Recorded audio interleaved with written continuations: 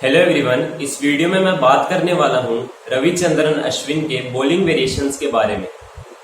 तो जो पहला वेरिएशन अश्विन कराते हैं वो है top spin. Normal off spin delivery right handed batsman के लिए अंदर की तरफ टर्न होती है और टॉप स्पिन बैट्समैन के लिए सीधी रहती है। ऑफ स्पिन और टॉप स्पिन के बीच में मेजर डिफरेंस ये है कि जब अश्विन ऑफ स्पिन कराते हैं तो उनकी सीम पोजीशन फाइन लेग की तरफ रहती है और उनकी रिस्ट थोड़ी सी बेंट रहती है।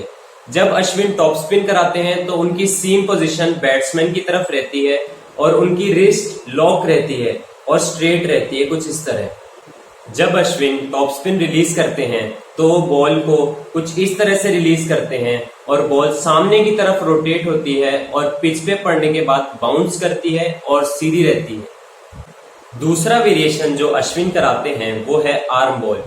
जब अश्विन आर्म बॉल कराते हैं तो वो अपनी इंडेक्स फिंगर को लेफ्ट पार्ट ऑफ द सीम पे रखते हैं, कुछ इस तरह। जब वो बॉल को रिलीज करते हैं तो बॉल पे बैक स्पिन होता है और बॉल एयर में फ्लोट करता है और राइट हैंडेड बैट्समैन के लिए हवा में बाहर की तरफ निकलता है।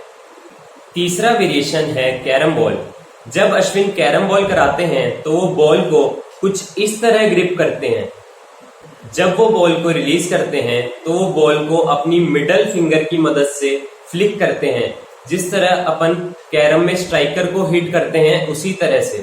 बॉल एंटी क्लॉकवाइज डायरेक्शन में रोटेट होती है और पिच पर पड़ने के बाद राइट हैंडेड बैट्समैन के लिए बाहर की तरफ टर्न होती है। चौथी वेरिएशन जो अश्विन करवाते हैं वो है साइड स्पिन।